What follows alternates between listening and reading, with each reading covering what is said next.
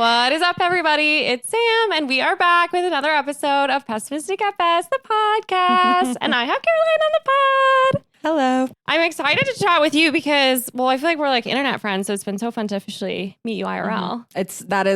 Internet friends are like some of my best friends as of right now, where I haven't like even met them in person, but I talk to them more than like my mother. Yeah. So love that. Yes, 100%. Well, obviously I want to get into everything that you have going on because the reason I found you was Chicago show calendar. And I know that you've been doing that for a long time. But first, I kind of want to talk with you a little bit about the origin, because you told me while we were having lunch that music wasn't something that you like necessarily grew up loving.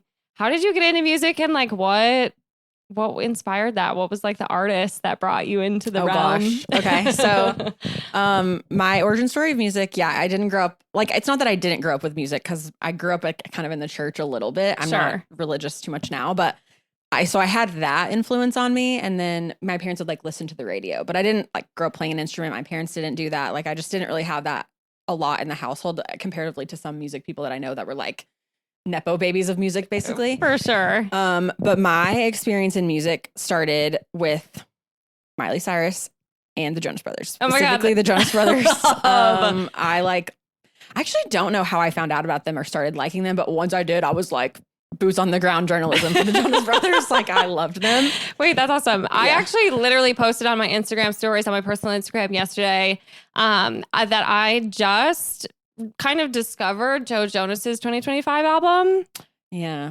For some reason, it really didn't get pushed out to me. Did you like it? I actually liked some of it. I only listened to the single and I said, this is not for me. No, I'm not as much. I mean, I'm sure their like new music is good. I don't like know as much about their new music. Yeah. But I did go to like the tour, which was their Eras tour, essentially. Totally. And it was one of the best concerts I've ever been to. And I'm not even like trying to be whatever, because I like them. They put on an amazing show. I believe like, you. The new music in that was good, but I haven't listened too much like outside of that.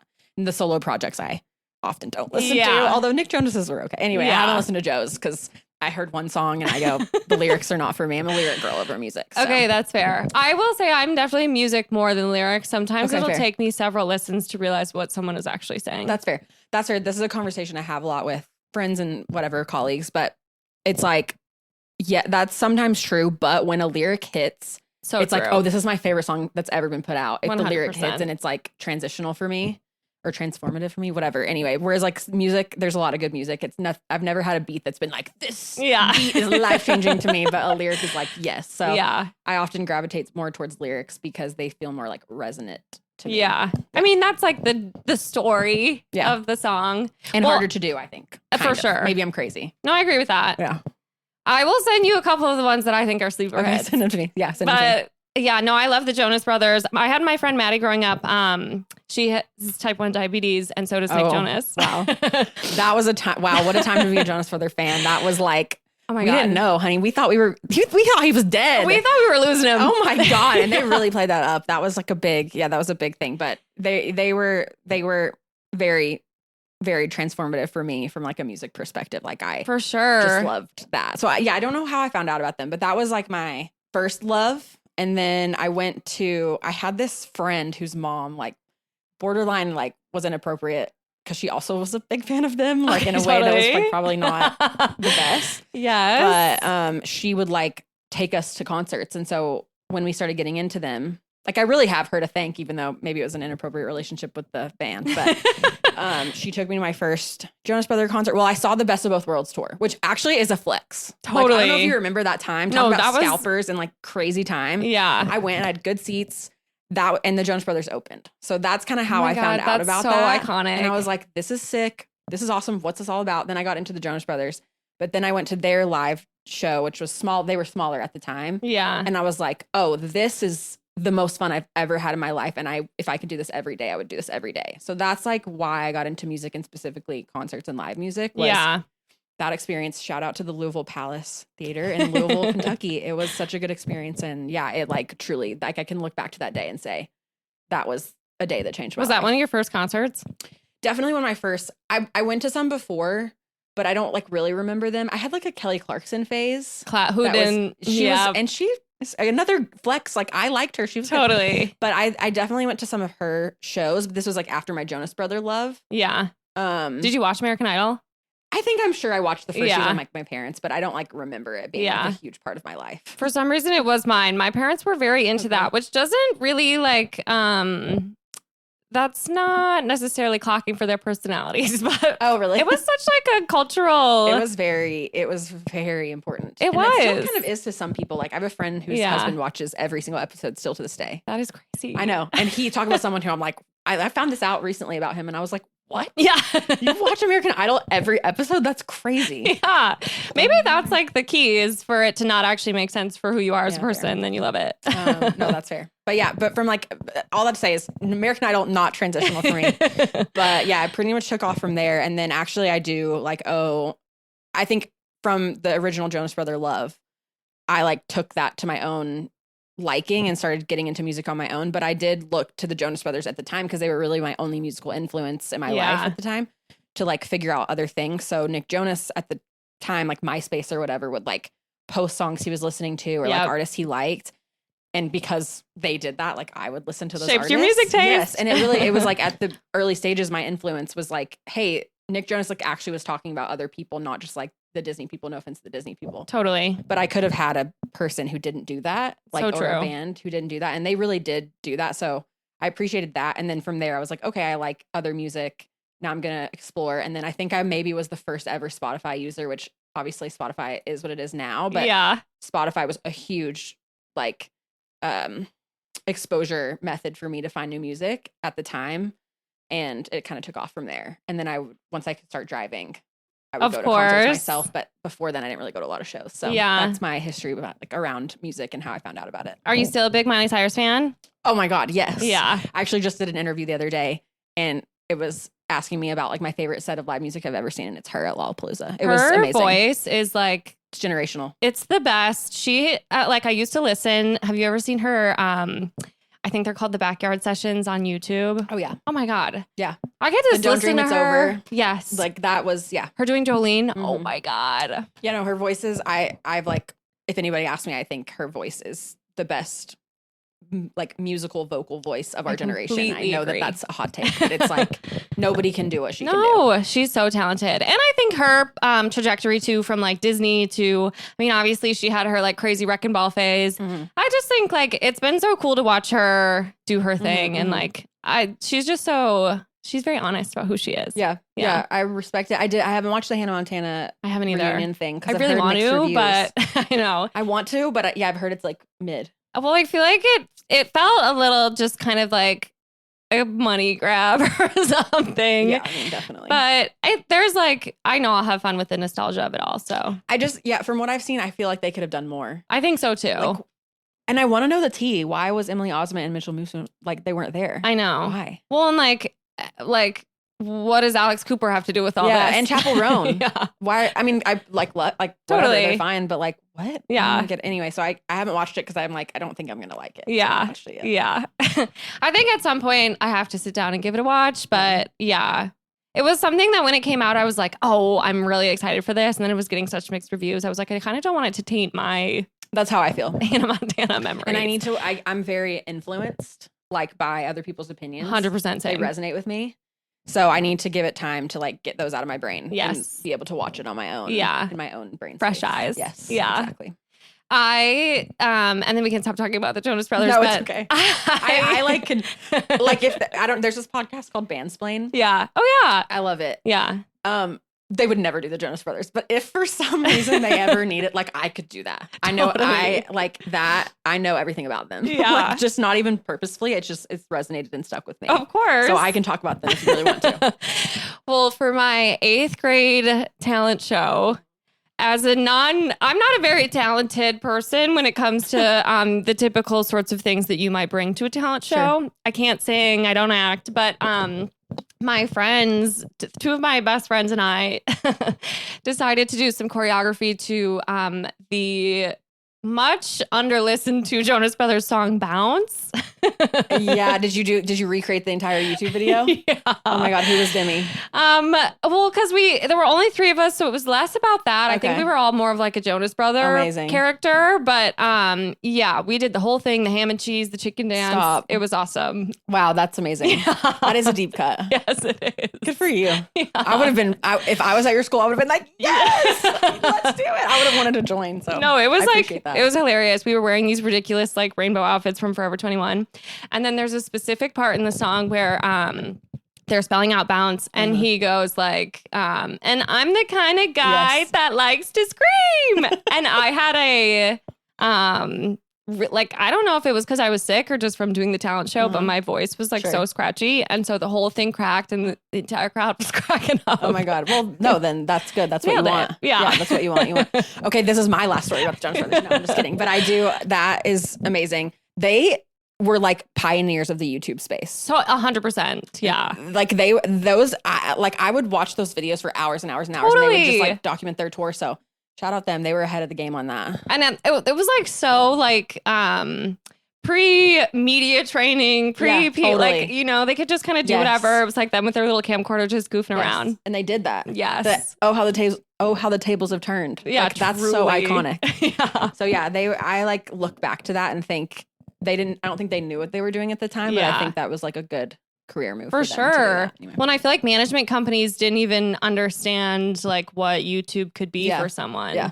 Speaking of, do you have thoughts on Justin Bieber's Coachella Week 1 set? I watched it live because Yeah. I was like, I stayed up till whatever 1:30 to watch it Central Time. I really liked it. I know there's discourse on it. The way I felt about it, I don't like in this way that I was a Jonas Brothers stan. I like Justin Bieber, but I wasn't like. I was kind of a stan. Okay, I love that. Yeah. I love that. I understand stans. I was a believer. Love that. But I guess I understand both sides. Obviously, like he didn't have a big thing, which I never find to be like that intriguing. I have a thing to say on that though. But what I felt watching it in the moment, this is why I wanted to watch it live too, because I didn't want to see the discourse online before I formed my own opinion. Yep. And so I just felt like, oh, this is like him. Like we're just hanging out in his living room with him. Like I genuinely felt that, which I think like as someone who's watched his career trajectory, like he hasn't been able to do that. Yes. But that was refreshing and it was like cool to see, especially given like his history. Yeah. Now, this is my counterpoint. If he were to take that on tour and charge people an insane amount of money for that, I would have an issue with it because you can't do that type of production and charge people $300, $400, $500, $600. I completely agree with that. So that's also we'll not see. something you can continue to do in multiple cities. Like I don't think he could ever really do that again. Yeah. Even. And I hope that that's the choice that's made because I think it would like live great. But yeah, that's I understand the production standpoint, like argument that people have. Yeah. I think it works for that. But if it was to be taken in mass, I think I would have issue with it. Yeah. Yeah. Well, some of the you know, I saw a lot of people also kind of like a counterpoint to it was kind of like a name a female artist that could do a similar kind of show. Yeah, but that's a bad argument. I agree. And like even if that might be true, it's like that's sort of irrelevant to the conversation we're having here. This is Justin Bieber. Like people were trying to compare him to like Sabrina Carpenter, who obviously puts on like a huge production. Some say too huge. Right. And like that's part of her whole thing. But I like Justin Bieber is in a completely different league from Sabrina Carpenter. Yeah, no, it's not. That argument is dumb. I mean, I understand the core of the argument, but it's a bad argument. I think a lot of people agree with it, that it's a bad argument. Yeah. It just doesn't have, it's irrelevant to the conversation. Yeah. You know who was like really like a pioneer of that argument was Zara Larsson, who's kind of having a moment right now. Yeah. And I can't get into her, but here's why. Yeah. I've actually told this to a couple people and I've gotten mixed reviews and some people agree with me and some people don't. What I know of Zara Larsson, she's been around. She's been making music for a long time. Yeah. What I know about her is that she made a TikTok like 3 or 4 years ago and said that she thinks it's appropriate for people to treat movie theaters like their living rooms, that they should be able to talk to their friends out loud. Like it's like she's basically saying like that it's weird that you have to be quiet in a movie theater, and I don't think that you should have to do that. And I think that's weird. I think that's crazy. A very weird take, and so I think she's weird. Totally. And I've never gotten past that. And I can't really get into her because she made that statement in earnest, was very serious about it. No, yeah, that's weird. Also, stay home then and watch your movies at home. Well, I know. It just was the most bizarre. I don't know. Anyway, so some people agree with me and some people think that's a weird thing to remember, but I cannot forget it. I'll never forget it.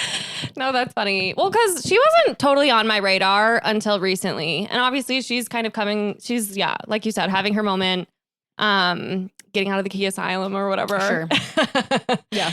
But I like some of her music. I like the hits. Like I can get into those. She is another person that I think is having a lot of fun putting on a production, and that's something that is working for her. Like for some people, I think creating even like what Charlie did, it's like creating almost this like different universe for people to kind of dip their toes into when they're listening to your music. And if that's working for you, that's great. But like, first of all, Justin Bieber has done the big performances before.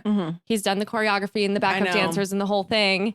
And it did feel like now seeing that performance from Coachella, now like seeing that, it's like that was never him. Like you could tell it was so him. You could just feel that energy that it was so him. So now like everything's almost been erased. I'm like, damn, you really had to do a bunch of shit you did not want to do. That sucks. For sure. Yeah. I know. Plus, I don't know, just like his trajectory to fame and getting famous so young, and even just like, I mean, obviously so many horrible things have happened to him, but like I'm just so happy that he's having fun on stage. Yeah, I would agree. But yeah, I liked the new albums too. I liked the things like the people he brought out. Could he have done some live instruments? Sure, but I thought for what it was good. Yeah. Not to bring it back to the Jonas Brothers, but the only reason I know who Zara Larsson is because a lot of people say that and Sophie Turner, Joe Jonas's ex-wife, are doppelgangers. And I think that's why I know who she is, because she was brought up in conversation of the Jonas Brothers. It all comes back to the Jonas Brothers. All good things do. Yeah. I mean, that's how I feel about it. That's amazing. Okay, well, now I want to know a little bit more about like what even inspired you to start Chicago Show Calendar. How did that all come to be? Yeah. So I'm from Tennessee originally. Yeah. And I went to college at a college called MTSU, Middle Tennessee State University. Go Blue Raiders. And when I was in college, I would spend a lot of time in Nashville because I was a music industry major, and obviously Nashville, big music industry city. Yeah. There's a point to this story, I promise. There is a Chicago Show Calendar equivalent in Nashville called Nashville Show to Go. Okay. And they are like fully, like before I started Show Calendar, I messaged them and was like, hey, can I basically steal your concept because I use it all the time. They're so nice. They did not care, obviously. But yeah, I used to use Nashville Show to Go to like find music. And actually the reason I know about Nashville Show to Go is because this artist, Briston Maroney, like reposted it. And I was really big into Briston Maroney, like early days. So they were doing, so Chicago Show Calendar is like, I try to feature like every concert I can find. Yeah. Do you find them all yourself? I do. Well, shout out Jess. I work with a girl named Jess now to do the calendar, but this is recent. I used to every week on Tuesday nights, I would build the calendar, like manually, like typing. It's archaic the way I do it. But yes, I do. We do try to search for like everything that we can. We get sent a lot of stuff. But Nashville Show to Go, they like curate a bit more. So it's not like every show. But I would definitely I would find music from them. Even if I didn't go to the show, I would find artists, which was always really nice. Yeah. And so when I moved to Chicago, I missed that. Yeah. Having that. And I believe, I'm like 99% sure that the Chicago Reader at one time was doing kind of like what Chicago Show Calendar is. And then I believe like during quarantine, it kind of consolidated down and they didn't do it anymore. So there was a reason it didn't happen at Reader anymore. Sure. And there's a lot of like different calendars in Chicago that are niche to the type of music. So there's like an electronic calendar. I think there's like a DIY calendar, things like that. Yeah. But there wasn't anything comprehensive. And I just decided one day, like, I'm just going to start making this. It was actually right when things started opening back up after like hard quarantine. Yeah. And myself, because I'm big into live music and just going to shows. And that was like a huge pastime of mine. I was like, I just want to know who's coming. Yeah. So I was kind of tracking it on my own. And then I was like, I'm just going to put this out on Instagram. I really did not that it's like super followed now, but I did not think that it would become more than just like a little thing. And I started posting it. And then, just like venues started to like repost it. People like followed it and were like, this is so cool. Like, whatever. And then it was a great resource. Thanks. Yeah. So that's, it's a kind of a boring story, but basically it all resulted in this one similar calendar in Nashville doing something similar, me missing it when I moved here and me just kind of starting it on my own, and it's grown. It's almost 5 years old. That's awesome.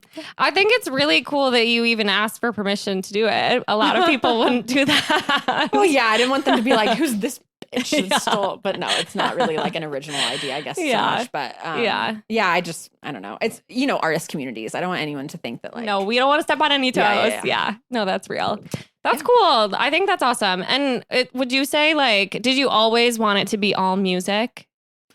Yeah. I mean, that's just my interest. I love going to other things. The problem in a city like Chicago is if I open it up to anything other than concerts, it just would be insane. Yeah. I've actually been asked a few times, like, hey, do you add comedy shows or do you like add drag shows? And like, I respond and say, I would literally love to add these, but I physically cannot do this more than I'm already doing it. I mean, once you open the floodgates, totally. Yeah, and there are other resources in Chicago that I think do like really comprehensive event lists, and like, no shade to them, I just don't find those to be helpful. Yeah. It's like too much. I mean, we live in Chicago. There's so much shit going on that it's like, if you don't curate it somehow, like it's hard to even decide what to do. Even your list, like I'm like, this is crazy that there are this many things happening in a week. I know. It is. It's like, I actually wonder, I mean, people do, because I've like polled people a lot, but I'm like, do people even read this? Yeah. Like it's just a lot, but I think people do. Anyway, all that to say is it is music because that's what my interest is. But like, for example, I don't feature DIY shows. Yeah. And I don't do that because I don't want to be the creator that gets one shut down or something. Yeah. So like, I do have limitations on what music I do put on. Like, I don't do karaoke events. I don't do cover bands. So it's curated down to a little bit, but yeah, it's just more so like the nature of me being one person and not really being able to do it. And now that Jess is doing it, I also would not want Jess to have to do more than that. So yeah. Yeah. No, that's so real. Okay. Well then you said it's almost a year of that dog. It is almost a year of that dog. Yeah. Yes. So how did that start for you? What do you call that? Like, what is that brand? Yeah, it's new. So we're still working out the kinks. No, that dog is a boutique. This is my spiel. Yeah. That dog is a boutique events promotion and production company at its core. Okay. And really like what it sprung from is that I've been doing show calendar for almost 5 years. And almost always, if I run into somebody that like knows the brand or whatever, knows what show calendar is in some capacity, they're like, oh, are you going to do your own events? I get that question. That's like my number one question I always get. And for like a really long time, I did not want to. Yeah. Because you see the list.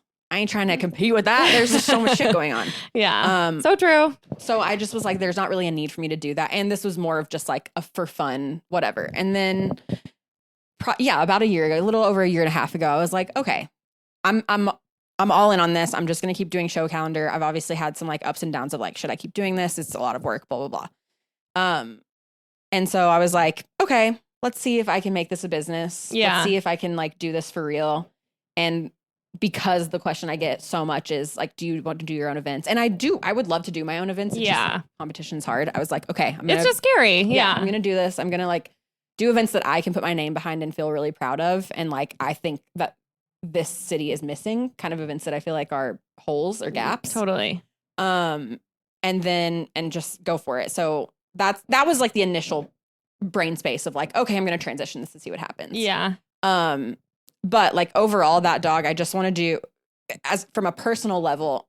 This is like a little bit of a hot take. I find going to concerts lately is a little boring, I guess, for lack of a better word. I feel like I'm paying the same amount of money, I'm paying more money for a ticket, but I'm getting the same experience and sometimes a worse experience. Yeah. I think a little bit like things are more expensive or the crowd's talking or just like, I don't know. I just feel like the concert experience overall has kind of died a little bit. Yeah. And because I'm such a live music lover and like love doing that stuff, it was kind of a letdown. So I felt that there was a gap to do events that I felt excited about from just like a consumer standpoint. Yeah. Obviously also like pairing that with this, group of almost 30,000 people that have some interest in live music events. Yeah. And having that kind of built-in audience. I feel like I'm rambling at this point, but yeah, it came from like a perfect storm of, I'm ready to do this. I have ideas that I think would work really well. Yeah. I have talent that wants to work with me. I have an audience that cares about this. I have brands that like I've talked to. And I said, fuck it. Let's ball. So that's the idea of that dog, but it's been a very slow and steady process. I've only done 3 events in a year. Yeah. Just really trying to figure out like what makes the most sense. My at my core, I want to make sure everybody gets paid because I do feel Sure. like that's a very big problem in the music industry. So that's, you know, trying to figure out like product models. I don't want to get into like the weeds of this like the is business interesting. stuff, but it's Yeah. just like trying to figure out product models that make sense for a consumer, that also makes sense for me, but makes sense for the artist, makes sense for sure. the venues, whatever. Like, I just want to make sure that that's at the core of the business, and also coming up with an idea that I think is actually good and worth it, and something different that I haven't really seen before. What do you feel like from your perspective is like what's missing when you talk about how concert experiences just aren't it right now?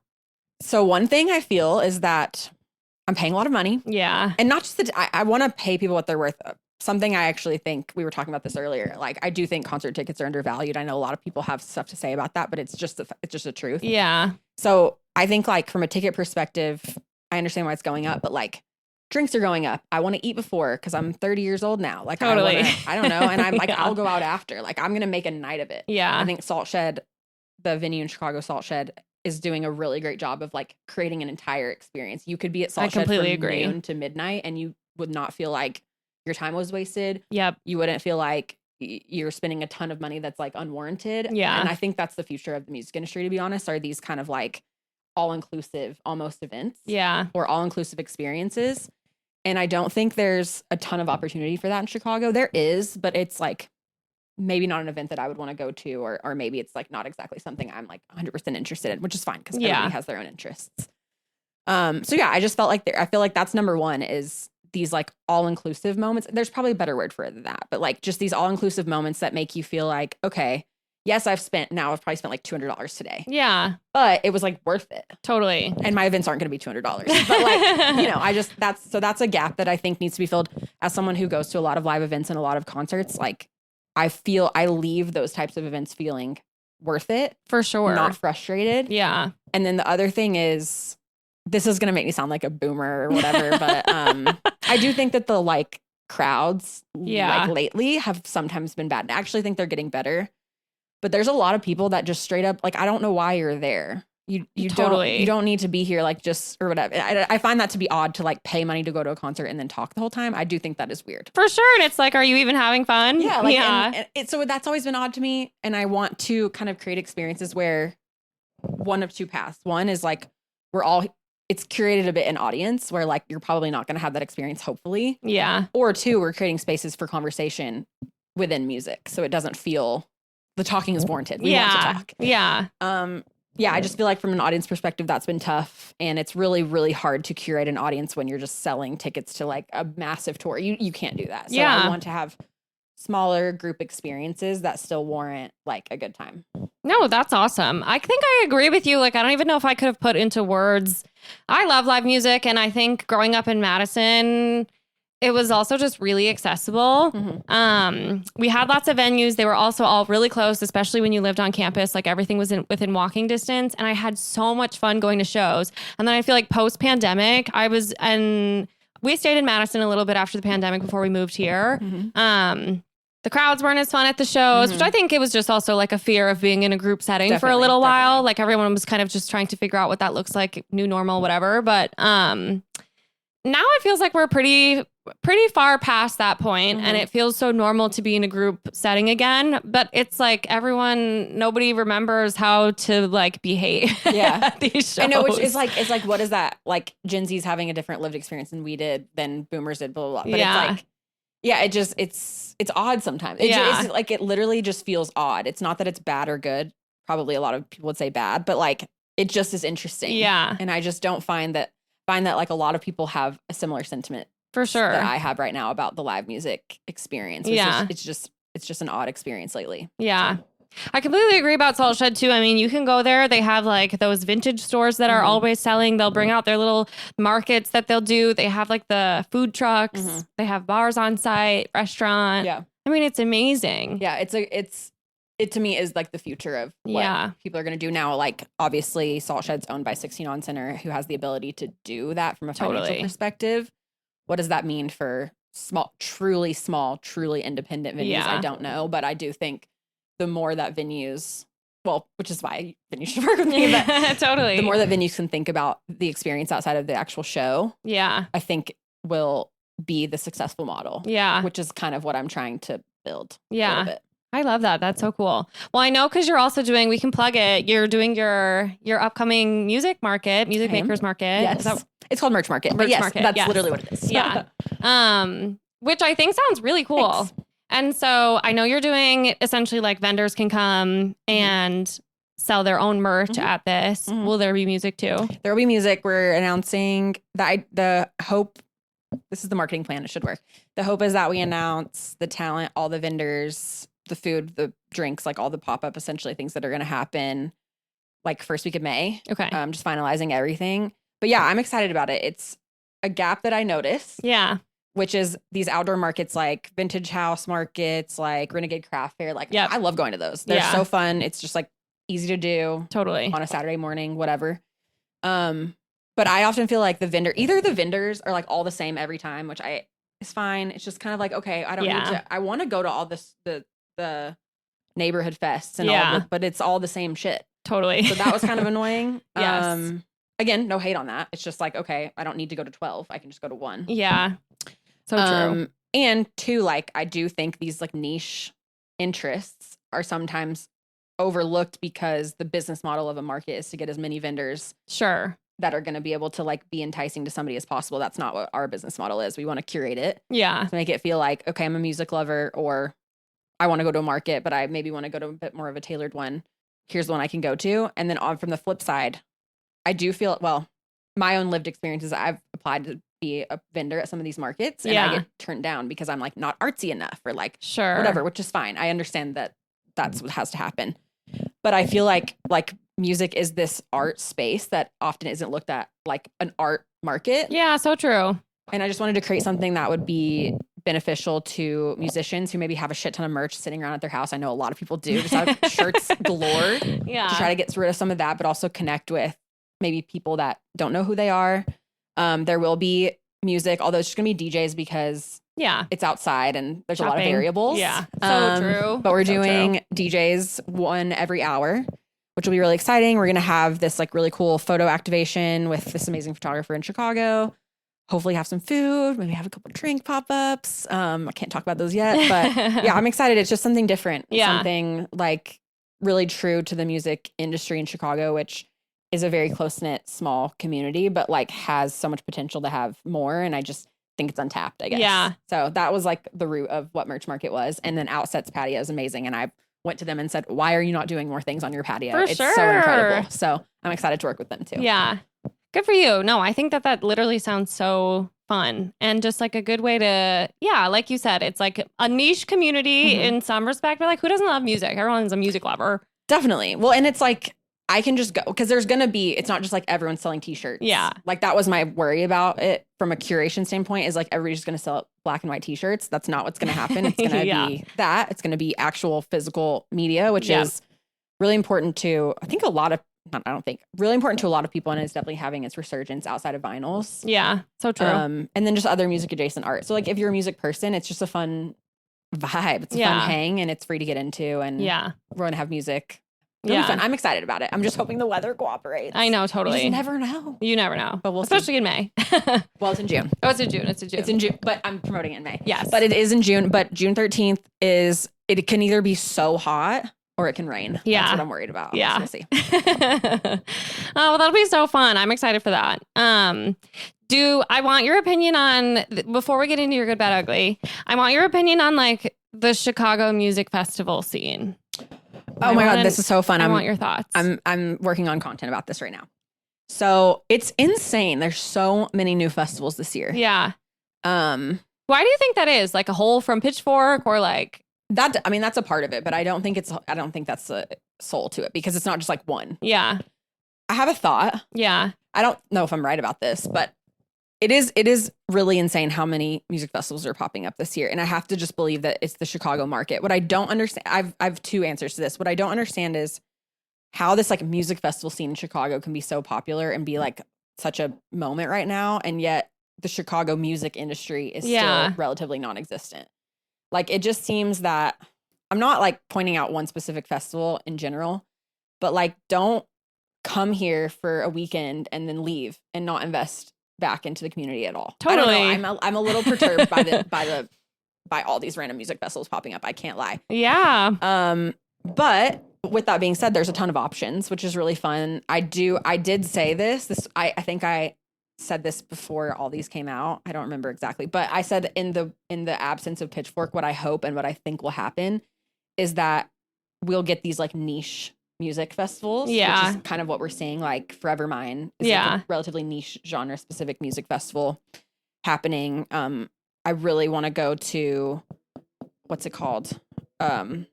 Shapes Fest, which happened last year. I haven't even heard of that. Oh, it's gonna be sick. I mean, they said they're announcing a second year. Last year was the first year. It's but I like Shapes Fest because it's festival owned and operated and curated by Studio Shapes, which is like a music studio here in Chicago. Okay, cool. Whereas I don't know what's going on with Forever Mine. Like, are you an outside company? Are you like, what are you? Maybe it's not. I don't know. But it seems like it's like an outside company coming in and just doing something which I like don't appreciate. I don't love that. For sure. But yeah, the festival scene here, it's interesting. The local street fest used to be where things were at. Yeah. Like the local street fest, the neighborhood fest were sick. They would get really good bands. No, they got awesome bands. And I feel like a couple years ago, I was like seeing all my favorite indie bands were like on the head of the lineup. Yeah. They were awesome. And then I don't know what's gone. I feel like they've gone downhill a little bit. And yeah, I agree with that. That talent has been taken and put into these other niche music festivals. I don't know. At some point, it's like, how many years too many? There's so many. Sure. I think there's 4 on Memorial Day weekend.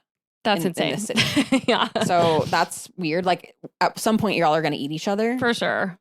But yeah, anyway, but the long-standing ones, like I love Lollapalooza. People want to talk shit about it really bad. I've never, ever Dude, been. I think it's so fun. I want to go really bad. I know that I will have fun there. It's just like, I understand there's young people. Yeah. I do understand that argument because I've definitely seen it, but like, I'm just like not around them. I know. The answer to that problem is just go stand somewhere else. 100%. Like, I don't know. My version of that I like grew up with is Summerfest. Oh yeah, I've never been to that, but I've heard it's fun. Summerfest is really fun. It honestly feels a little bit more like a state fair than it does like a music festival. Sure. And I think it literally is maybe on our state fairgrounds, but it's like, it's so fun. And they used to do like 2 full long weeks of music. Mm-hmm. Now I think it's just 3 weekends, but still, I mean, it's amazing. And it's huge. I saw Justin Bieber there when I was younger. Over the last couple of years, I'm a huge Ali and AJ fan. I love them. Their new music them. is so good. It's so good. That like little EP they put out and then they played Talia Hall with it. That is one of my favorite pieces of music that's come out in the last 10 years. Completely. It's so good. Yeah. I love that. And I saw them there. Like, it's so fun. Mm-hmm. But like, you see certain people and then like at a certain point in the evening around maybe like 7 or 8, all the Milwaukee youths come out. And it's like, yes, I could choose to be bothered by like all of these kids, like, binge drinking and making out next to me, but I can also just go stand somewhere else. Yeah. So it's just like choose your own experience, really. Yeah, I don't fully understand the hate of Lollapalooza. I think it's kind of like I'm gonna get on the hate train. Yeah. It is expensive and it does sell out fast, so I understand that. But yeah, you should go. It's literally a beautiful weekend in the middle of the city with a great backdrop and some of like the best music. I just don't understand the argument. And the hate around it. I really don't get it. But, so I love that. Riot Fest is like one of my favorite weekends of the year. Yeah. So all the longstanding ones that have been around for a long time, like they're great. These newer ones I'm intrigued by, but it just feels like where do we draw the line? Yeah. That's kind of how I feel right now. And I wish the neighborhood fest would come back. Me too. They are there, but it's just the shift is interesting. Yeah. Yeah, I really miss Pitchfork. That one also just always fell on my birthday weekend. And that was like a festival where it was just kind of, it was so clean. It was so easy to get around. It was like, it was well attended, but it was never crowded. Would love to see something around that same size come back through, but. Well, the Forever Mine, and there's one more that's happening at that park. Because it was really the park. Yeah. The park is sick. Yeah. For a music festival. That's where ARC does theirs too. Yeah. It can't be so overcrowded because it's just small. It's just small, yeah. So I like that as a location. Pitchfork, I liked it. It was definitely my favorite festival because of what you're talking about. Yeah. But I understand why it's not around anymore. That last year was very tough. What they were trying to do to make money was really tough. Yeah. Totally. So I think I get it. Totally. But it's weird. What's weird about that is they're keeping their London and Paris ones. Yeah, I saw that. I do wonder why. Well, because didn't they like GQ bought Pitchfork or so it's a whole thing. We could go into a whole conversation about that. I would not do that today, but that is a separate conversation for a separate day around Pitchfork getting bought out by GQ and what that means for their content and their journalism. For sure. Yes, very scary. Okay, well, let's get into your good, bad, ugly. We can start with your good. Okay, so I tried to keep this themed because, I don't know, it just felt fun to keep it themed. Totally. And it was kind of hard to like differentiate too many things, but I am going to keep it like music themed and like keep it fun, keep it light. Yeah. From a music standpoint, the good is, can we pause for like 2 seconds? Can I make it personal about me, or do you want it to be like more? Of course. Okay, I have 2 options. Okay. Yes. Okay, the good is that I'm switching from Spotify to Qobuz. Yay! So I'm really excited about that. It's been like, so we talked about earlier how I was like the first user of Spotify ever. Obviously I wasn't, but like I have been Spotify boots. Early adopter. House boots for like since its adoption, I swear. And for all intents and purposes, it is a great product. Yeah. Obviously it's not in a lot of ways. Yeah. But it's been like very, very, very difficult for me to break from Spotify because it is like a core part of me. Totally. Like it really, I felt really the is. same. Yes. It is very difficult. But I'm excited to swap into something new. It's kind of like moving houses. Like that's how I feel. And I love to move because I find that like when you move houses, you kind of are just getting rid of some of the stuff you don't really need anymore. It's a fresh start, new energy. And I feel like a lot of people feel the same that I do about moving from Spotify or something, but I've actually been really excited about it. And I've been like thinking about how I'm going to like curate my new profile. Yeah. And do all that. So that's my good. Yeah. It's not easy. I think it scared me a lot too. And there are parts of Spotify that I do admittedly miss. Mm-hmm. But I think that, I know James feels this way about Qobuz. I switched to Tidal. I'm not 100%. Like, I think I could move. Mm-hmm. Not even sure Tidal's any better. It is. It is. They pay their artists. Yeah. I think Jay-Z's like in the files or whatever, but definitely. So, choose your battles. Dude, there's some shit that came out about Jay-Z recently that I was like, what? Like, I didn't realize how much older than Beyonce he is. I think he might be like a bad person. Yeah, probably. Everybody that's that rich and like popular is in some way. But yeah, anyway. Yeah, he's like significantly older than her and kind of groomed her for sure. Yeah. No, like 100%. Yeah. I don't think I knew that. Yeah, I don't think I did either. But like we like happy for them, whatever. Totally. I just, like, anyway. Yeah. It's interesting.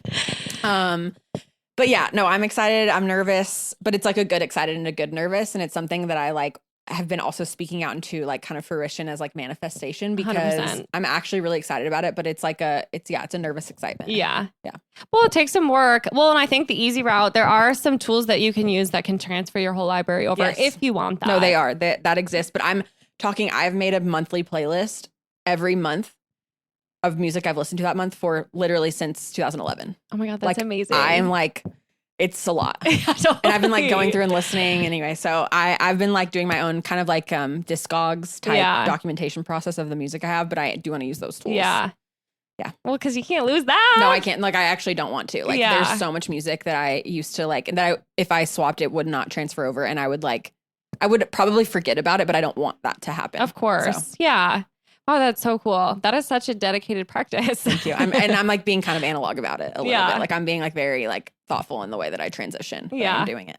Okay. Yeah. I love that. Well, Godspeed. Thank you. Appreciate it. I'm excited. Okay. Let's do your bad. Okay. So my bad is, this is topical for me right now. Mm-hmm. My bad is a lot of people in this music industry really, really undervalue work. I'll say my work, but I know that other people have this existence. Sure. To the point where I'm getting like mad. I'm getting like kind of frustrated about it.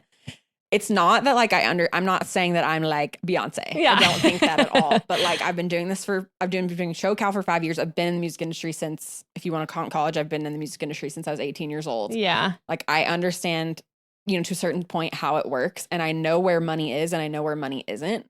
And I'm really like, the bad is like, there's a lot of people that like want stuff for free that can afford to pay people. Of course. And I'm like, because I'm starting to do my own events and I'm starting to like get into that with that dog, I'm really seeing that side of it. And it's tough. And I've never empathized more with like musicians and artists than I have in this last year. Because it's fucking tough out there. 100%. So that's the bad. No, and I think that so many people think too that like if they are a bigger name or something, that's like enough to make you want to work with them. No. And like sometimes maybe, but like it's like especially when they have the money, because it's like, let's just be honest here. Like, help me help you. Well, it's like, it's really kind of a slap in the face. Yeah. And again, I've like never empathized with artists more who like are asking for a fair price or like are asking for what their value is. For sure. Yeah. And just like having someone straight up be like, I want to work with you. Oh, you want me to pay you? Never mind. Yes. Totally. Oh my gosh. Like that, like I would rather someone ghost me. Yeah. Than have that be the answer. And especially when they reach out to me. For sure. And want me, like it's not even I'm pursuing them. It's right, like they're you pursuing asked. me. Yeah. You want to work with me. And then when I give you a very cheap price, when I know you can afford it, you tell me no. Yeah. That is like, whew. It's like, anyway, that's happened a couple times over the last probably 2 weeks. Yeah. Where I'm like, oh, okay. Yeah. And also on the flip side of that too is like I'm not like naming names, but I've been having a conversation with a specific brand for almost a month now about doing an event with them, working with them. Granted, like, you know, there's no contract signed, it was early adoption. And then last week they announced an event with a different kind of event production promotion agency. And now they're ghosting me. And I'm just like, oh my gosh, like, are you actually serious? Like, you're going to like we're going to be an email conversation for over a month about doing an event. Totally. We're like excited about it. 100%. And then you're going to work with a different branding agency on an event that actually looks stupid and bad. No offense to that event. I can't. Anyway, so like, that's the bad part is there's just like a lot of politics. For sure. And it's like, it's there, but I've seen it the most I've ever seen it in this last year. Well, I also think that, and this is true of any industry, but like once you're in one, like the music scene or whatever it is, like you do kind of realize how small it is. Mm-hmm. And it's like, why risk tarnishing any of those relationships by not paying somebody what they're worth? Like, what is that? Like, you guys are going to come into contact with each other again. Like, you know what I mean? Mm-hmm. Like, it's just like, what is that all about? Yeah. And there's a reason, like, it's not like you would be coming to me for, I hope this isn't coming across like I think that my shit doesn't stink, because I don't. It's just like, you're coming to me for a reason. For sure. Shit isn't selling well, or like you need help marketing the event. Like, you're not doing well. Yeah. By all intents and purposes, by coming to me and reaching out to me to help you promote an event, you're not doing well. Yes, you need the assistance. Yeah. So like, and you're coming to me because you know I can help you. Yeah. It's just crazy to me. So like, and then on the flip side with this other brand, I'm just like, I will never, like, I mean, I'm sure I actually will, but right now you're scorned. I will never work with you again. Like, if for some reason we needed to work together, I would not work with you because now you've pissed me off. Like, exactly. And it really is. And it's helped me in my business practice too. Like, I'm like really trying, like, I don't want to ghost people. I've been trying to get back to people. I'm slow to respond, but I will get back to people. Yeah. And it's just, it's like super small. And I am just like trying to take the notes of the way that I've been treated over this last year. Not that it's been all bad by any means, but taking the notes of how I've been treated this last year and like really put it into my own business practice. Yeah. Because it's been bad. Totally. It's been bad. I wonder too if it is sometimes like just like the nature of communicating online that you forget, like you might run into this person. Like we're in the same city. Sure. Like, you know, like, I don't know. I always just find that to be who moves through the world that way? It is really bizarre. And yeah, like again, like maybe if we just had never been speaking, this wouldn't feel this way. But the one example of over a month and then the other example of you approaching me, like, totally. It really doesn't add up to me. Anyway, so that's my bad, because it's just like, you hear it a lot. Like a lot of people will be like, you know, you get a lot of no's, which you do. And I'm fine with getting a no. There's a difference between getting a no and getting ghosted after talking for upwards of 2 months. Completely. And getting told, oh, never mind, we don't want to pay you even though we need your help. Like that is a different level of just getting a no. Because I've been getting no's and I'm fine with a no. I'd much rather have a no. A no is like, at least we close the deal. Yeah. Like, a no that makes sense is a good no. A no that is, you're just taking advantage of me. Yes. Is like the most demoralizing just experience you can have. So anyway, that's my bad. And I guess I am just saying it because I feel like everyone's always said it, but it's been extremely relevant to me over the last year. Yeah. And I like, it was like always like, yeah, I know, but like I really know now. Yeah. So that's been really frustrating. Especially like, you know, you're doing this as a business now. Mm-hmm. And it's like other people need to acknowledge and respect that. And that's my thing too. Like the music industry is relevant. It's very known to be overworked, underpaid. That's just like how it is. And it's all like, yeah, but you work in the music industry, so like you're willing to do it. You're lucky. A lot of people feel that way. And I would say like I do feel that way, and I especially feel that way being able to do it on my own terms. Yes. But like, doesn't mean you don't have to pay your bills. But it doesn't. That is not. It shouldn't be that way. No. And I'm not gonna like perpetuate a system that is. It just shouldn't be that way. 100%. I won't do it. And I'd rather like. I don't need to be Michael Rapino. I do not need to make the biggest income wage gap between my least paid employee and my highest paid employee. That is like insane to me. But that's never the goal. Like we all want to get paid, but like I want to get paid too. Yeah. Just like you want to get paid. So and you deserve to. Yeah. Don't piss me off. Totally. So yeah. Okay, well, that's a good bad. Not to get really intense. Not to get like really intense about it, but like it's really topical for me right now. No, that's real. Okay, ugly. Okay, ugly will be lighter. Mm-hmm. That one I felt like was a little brash and a little intense. The ugly is there's this article going around online called, I can't remember the exact name of the article, but it's essentially saying that Geese, the band Geese, has been like an industry plant. Okay, I'm seeing this. You know this interview. Yeah. And my ugly around, like the reason I'm bringing this up, one is it's topical, and two, the ugly is like that is just music marketing. Yeah. Like it's interesting to me that this has come out as like this. I don't know if it's revolutionary is maybe a little bit of a dramatic word, but I feel like everyone's really shocked by this interview in this article. Yeah. Like that's music marketing. It's all over my TikTok. Like that's just like how it works. And the reason I'm saying it's the ugly is because I think people are like really shocked about that. Yeah. And I'm like, no, that's just like it's all formulaic. If your favorite artist or an artist you've never heard of is like randomly getting popular and it feels random, it's not random. Yeah. It's like it's formulated. That's 100%. how it works. I know. Well, and it's just like, okay, just because this has been building, you know? Yeah. but formulaically building. There's like everything. It's all happening for a reason. I don't know if this is like a good ugly, but I just feel like the fact that everyone's so shocked by this is like shocking to me. Yeah. And like the ugly reality is like, this is how it works. Totally. What I think you can take from it if you're someone who doesn't have a PR company to pay to like help you populate is like read what they're doing and just do it yourself. Yeah, so true. Like, literally just do it yourself. DIY, you totally can. Yeah. No, you totally can. And then like on the flip side of that article, it's still Geese topical related is that Cameron Winter, the lead singer of Geese, is like just like was spotted on a date with Olivia Rodrigo. Maybe they like each other, but that is a pap walk if I've ever seen it. Those two people are benefiting from dating each other. Like I've never known anybody to benefit. True. And like, again, like that, it's like a lot of people are like, I didn't see that. Oh, they went on a date. Like, I don't know. Yeah. You know, they went on a pap walk, but like Cameron Winter has everything to gain from dating Olivia Rodrigo. Olivia Rodrigo has everything to gain by dating Cameron Winter. Like those, so like that is so, and it's formulated. Again, maybe they just like each other, but they also are business people. Mutually beneficial. Know. Yes. Like they know what that is. So anyway, it's like, it's just an ugly reality to like take a look at what you're like looking at and be like, if this feels interesting, it probably is interesting. Like, yeah. There's a reason that it's happening. Well, I'm like, does nobody know what PR is? Like, hello. Yeah. It's like, yeah, that's how I feel. I'm like, it's just shocking to me that people are shocked. Like all these things that are happening, it's just shocking to me that people are shocked. And I hopefully that doesn't sound pretentious. Maybe it's just because I've worked in the music industry and specifically in marketing for a long time. So I just understand it a little bit more. Yeah. But the reality is like, that's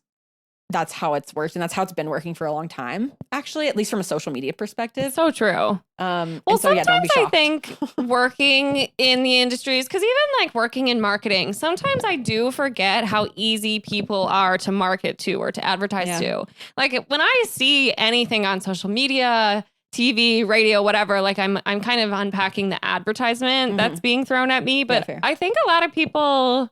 It is over the head. Yeah. I really do think so. Fair. That's a good point. Yeah. I just want people to, we were kind of talking about the pitchfork at all earlier. Like I won't get into that, but it's like, just make sure that what you're looking at and like what you're reading, like if something feels a little interesting or like a little off or a little too on the nose. Right. Like there's a reason for that. So just like dig into your own brain a little bit. Right. Well, yeah. That's how we kind of break out of this cycle of like, all the same headliners are on every festival. Yes. Like we kind of break that cycle a little bit. No, it's so true. And like, you know, let's do a little digging into your sources, you know, like, and just, what does GQ and Condé Nast have to gain from? Let's get into this. Okay. Let's get into this. So basically okay. So this is no shade. GQ's a business. They know their audience. You're a marketer. I'm a marketer. You know your audience. You advertise to your audience and you sell products to your audience. That is like, that's business 101. And GQ, all of a sudden, the best song of the year is Geese, which is like a pretty male followed artist and band. And then Dijon, not saying that either of these two people like don't deserve their worth. Yeah. I'm just saying like, look into Dijon, heavily male audience, good style, kind of curated to that. Geese, heavily male audience, curated to that style.